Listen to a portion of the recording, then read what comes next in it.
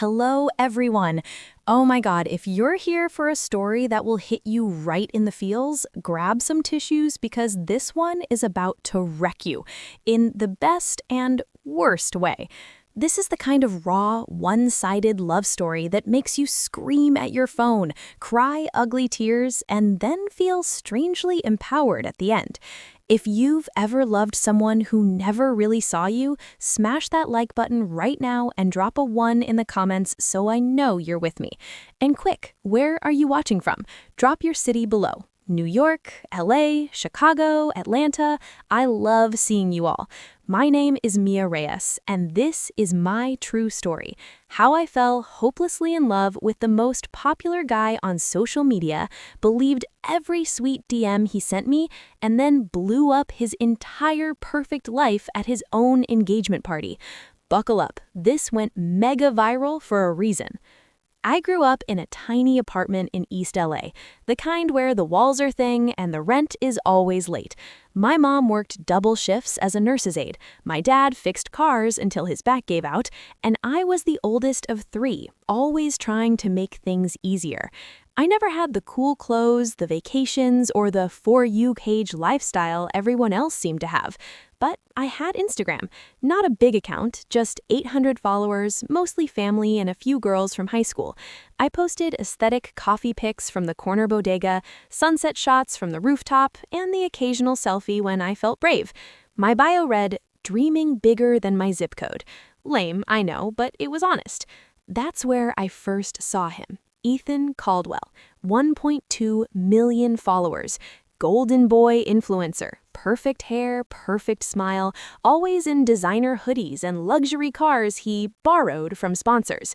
He did that whole day-in-the-life thing, morning workouts at Equinox, iced lattes with oat milk foam art, brand trips to Malibu, captioning everything with "grateful for the journey" or "manifesting abundance."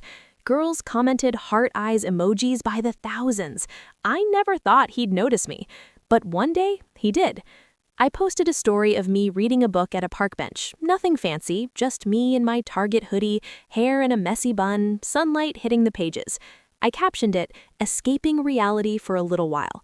He replied to my story. Just one word, "beautiful."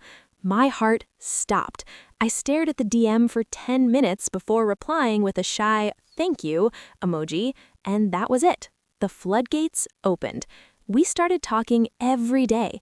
Good morning texts, late night voice notes, him asking about my day like he actually cared. "You're so real, Mia," he'd say. "Everyone around me is fake. You keep it 100. He sent voice messages laughing at my jokes, voice notes saying he wished he could take me to the beach. Even sent me $50 through Cash App once for coffee on me. I cried the first time. No one had ever done that for me. I believed him when he said, "One day I'm gonna pull up and take you out for real, just you and me." I saved every message. I screenshotted every compliment. I fell so hard I couldn't breathe sometimes. I started dressing up more in my photos, borrowing clothes from my cousin, doing my makeup better, trying to look like the kind of girl he might actually date. My followers grew a little, 1,200, then 1,500. People asked who the mystery guy was in my stories. I'd post vague hearts and coffee cups. I never said his name. I wanted to protect what we had. It felt sacred. Then he invited me to his surprise birthday party. The message came at 2 a.m. "Mia, I want you there. It's going to be low-key but special. Dress cute. I can't wait to finally meet you in person." My hands shook. This was it, the moment every girl in my comments dreamed about. I spent 2 weeks' paycheck on a dress from Fashion Nova. Emerald green, fitted, something I never thought I'd own. I did my hair, my makeup, practiced what I'd say when I saw him. I told my mom I was going to a friend's birthday. She hugged me tight. "Be careful, mija. Boys like that, they don't always mean what they say." The party was at a rooftop venue in downtown LA. String lights, a DJ, champagne towers, influencers everywhere taking mirror selfies. I walked in feeling like an imposter. Everyone looked expensive. I spotted Ethan immediately. White button-down, sleeves rolled, laughing with a group of girls. My stomach flipped. I waited for him to see me. He did. He smiled that perfect smile, walked over, hugged me like we'd known each other forever. "Mia," he whispered in my ear, "you look incredible." We took a selfie together, his arm around my waist, my head on his shoulder. I posted it to my story with a heart emoji. My phone exploded. Comments, "Is that Ethan Caldwell? No way. Girl, you won." Then the lights dimmed. A projector screen lit up. Music stopped. Ethan stepped onto a small stage, mic in hand. "Hey everyone," he said, grinning. "Thanks for coming to celebrate my birthday. But tonight isn't just about my birthday. I have something important to say." My heart raced. This was it, the moment he was going to make us official. A girl walked out. Tall, blonde, perfect skin, wearing a dress that probably cost more than my rent for 6 months. She was smiling, holding his hand. The screen behind them changed to a slideshow, photos of them together. Beaches, dinners, matching outfits. The caption read, "She said yes." The arena erupted in cheers. Ethan kissed her. "Everyone, meet my fiancée, Chloe, the love of my life." The world tilted. I stood frozen. My phone buzzed, my own story notifications, people tagging me, asking if I was okay. I felt sick. This wasn't a surprise birthday. This was an engagement announcement, and I was never part of the plan. I pushed through the crowd towards the bathroom, tears burning. But on the way, I passed a group of guys laughing. One of them, Ethan's best friend, said loud enough for me to hear, "Bro, the experiment worked so good. Those broke girls eat up the DMs. We got like 200K extra views from the real love storyline. Chloe's brand is popping off now." I stopped. Experiment?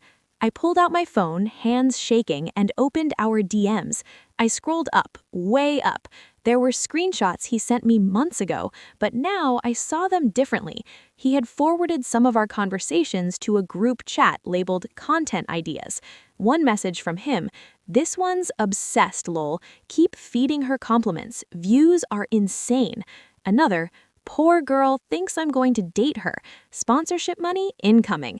My blood turned to ice. This wasn't love, this was content. I was content. I could have run. I could have cried in the bathroom and left, but something snapped inside me. All those nights I stayed up rereading his messages, all the times I skipped meals to buy better outfits, all the hope I poured into someone who never saw me as a person. He used me. He used girls like me for views, for clout, for money. And tonight, he was celebrating it. I walked back to the main area. The music was back on, people dancing, toasting the happy couple. Ethan was posing for photos with Chloe. I pulled out my phone, went live on Instagram. My follower count was climbing. People from my story were joining. I held the camera up, voice shaking but clear.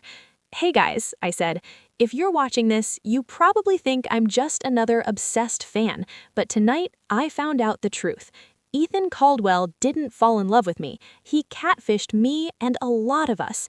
I started screen sharing our DMs. Every sweet message, every promise, every time he said, "You're different." Then I showed the group chat screenshots I had secretly saved. Thank God I took them when I was paranoid he was too good to be true. The captions he wrote mocking us, the experiment plan to inspire poor girls and turn it into inspirational content for brands. The live view count shot up. 5K, 10K, 20K. Comments flooded. "What the F? This is disgusting. Expose him." Ethan noticed. His face went white. He pushed through the crowd towards me. "Mia, what are you doing? Stop." I turned the camera on him. "No, Ethan, you stop. You made me believe you cared. You made me feel special, but I was just a prop in your fake love story." Chloe looked confused. "Babe, what's going on?" He tried to grab my phone. Security stepped in. People were filming from every angle. My live hit 100,000 viewers. Brands started unfollowing him in real time. Sponsors dropped. His comment sections turned into a war zone. I ended the live with one sentence: "Don't let anyone make you feel small just so they can look big." I walked out. The rooftop was buzzing, people showing each other their phones, Ethan yelling at his team, Chloe was crying. The party was over. The next morning, my phone wouldn't stop. News sites picked it up. Influencer Ethan Caldwell exposed for catfishing fans in cruel content scheme. My follower count, over 800,000 in 24 hours. Brands reached out to me, not Ethan. Girls messaged me their own stories. He did the same to me. Thank you for speaking up. I started posting about it, not for revenge, but for healing. I talked about self-worth, about not letting likes define you, and about how real love doesn't come with a content calendar. Ethan's account lost 500,000 followers overnight. Chloe left him, sponsors pulled out. He posted a half-apology video that got ratioed into oblivion. Last I heard, he was trying to rebrand as a mental health advocate. Ironic. Me, I paid off my mom's medical bills with the brand deals that came my way. I started a small scholarship fund for girls from low-income families who want to go to college. I met someone real, a quiet guy from my neighborhood who likes books and bad jokes and doesn't need a camera to see me. We're slow, we're honest, and when he says he loves me, I believe him. If you're still here, thank you for listening to my story. If you've ever felt invisible, if you've ever loved someone who didn't love you back, know this: your worth was never in their DMs. It was always in you. Like this video if it hit home. Comment 1 if you're ready to choose yourself. Subscribe for more real stories. No filters, no fakes.